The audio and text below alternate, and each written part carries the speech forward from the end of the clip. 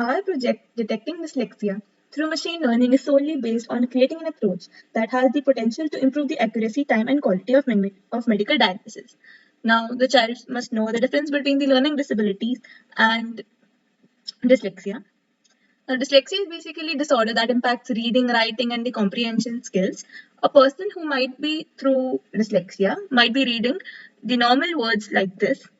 So, how do you know if you're dyslexic or not? First, by going on the survey page. Survey is basically taken by the guardian or the parents. There are a total of 20 questions, each carrying 4 marks. Next is the quiz. Now, quiz is given by the patient or by a child. Each has 4 marks, and they are based on several different categories like image recognition and then language vocabulary, and also we have some audio visuals like. Yes.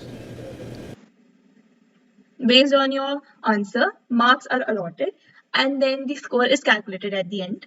Now we have basically 5 features in our data set: language, vocab, memory, speed, and so on. We have a label which basically tells you if you have a high probability of dyslexia. For that you will get a 0.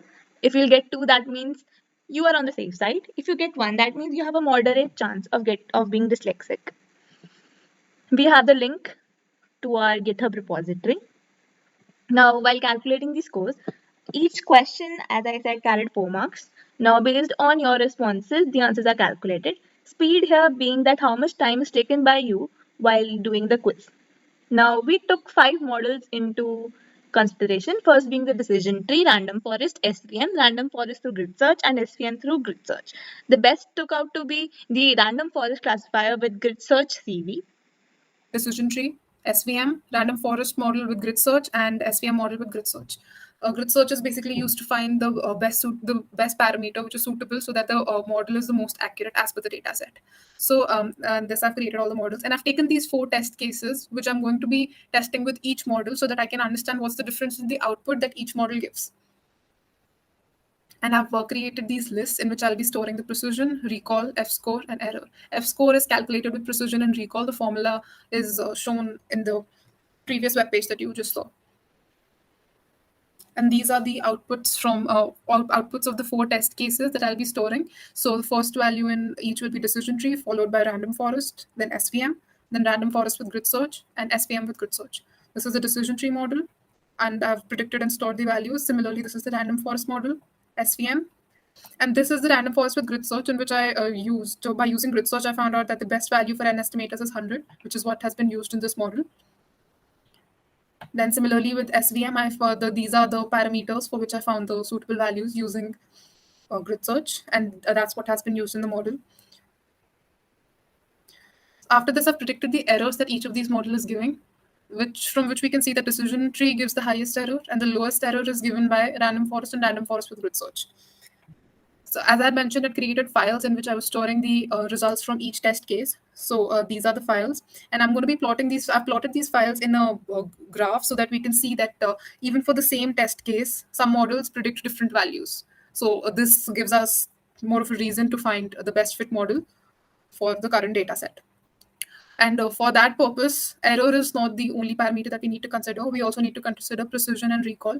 F1 score is also considered, but that is calculated mainly from precision and recall. So I have plotted the confusion matrices, and I have printed out the values of precision, recall, and F1 score for each of the 5 models. And this is the graph comparing all 3 of them. On the basis of this, I've selected the random forest model with grid search as the best fit for my given data set.